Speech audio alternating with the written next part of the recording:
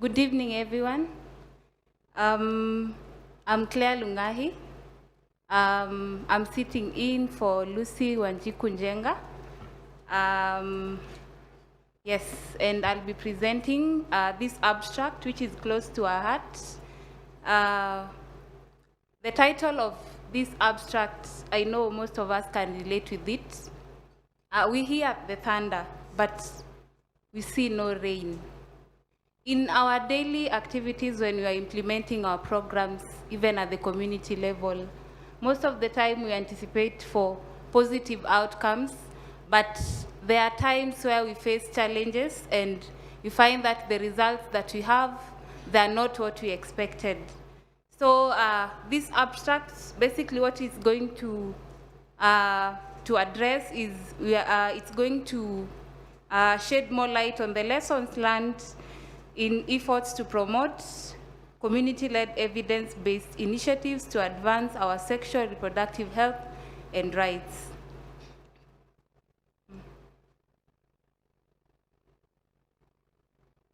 So women living with HIV long sought to end violence against women and girls, especially intimate partner violence, which particularly, given its long-term role as a cause and a consequence of HIV. Violence against women and girls has consistently undermined women's ability to achieve their sexual reproductive health and rights, and is an HIV comorbidity for many women. Violence against women and violence against women is preventable, but this is only doable when we have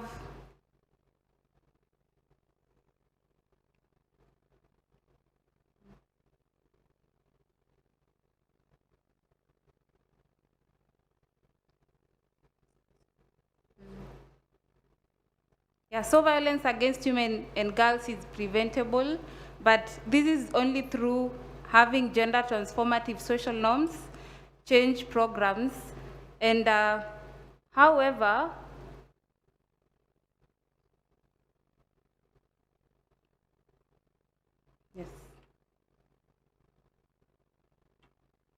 globally, policies involving HIVs have not adequately addressed violence against women and girls.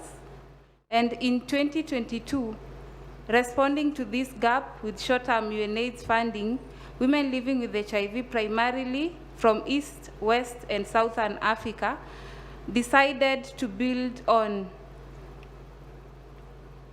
Hatton and Weldon's evidence, 2012, that the one effective way of reducing a country's violence against women was having a vibrant, independent women's rights movement,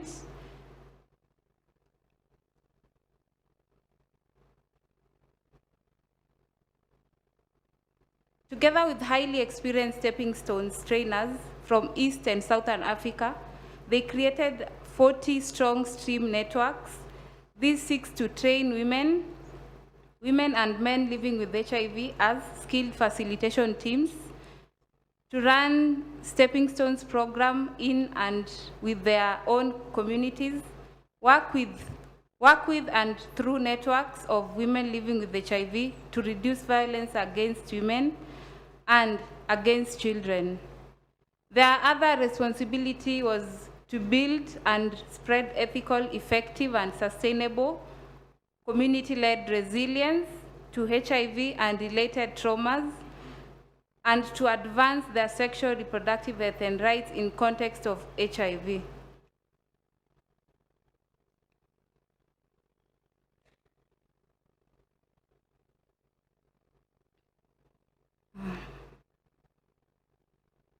So for the research, for the study, we had 42 participants, of which 39 African met in Nairobi in October 2022 to workshop together. They built on evidence from the UK government, funded what works programs to reduce violence against women and girls, combined with evidence-based materials of the Stepping Stones program, originally developed in Uganda in the year 1994 and Tanzania 2016. The UNAIDS commissioned a live framework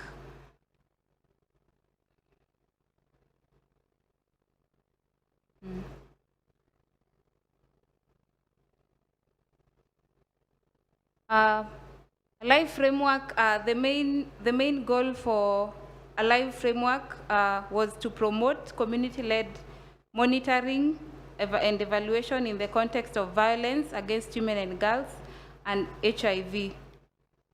The CASP collective of the evidence-based gendered social norms change programs to reduce the vogue and the collective lived experience of all women living with HIV who took part, and the long-term experiences of African Stepping Stones trainers. Brainstorming together, they prepared its first international strategic plan. The result of that study was the Nairobi meeting actually launched the STREAM network with its strategic plan published in International Human Rights Day, which was held in 2022, in the year 2022. However, severe unexpected UK government ODA budget cuts have had immediate and immense consequences for this and many other sexual reproductive health and rights program initiatives. The STREAM network for 2023 has therefore only received a third of funds required and released late in 2023. These cuts have far-reached ramifications.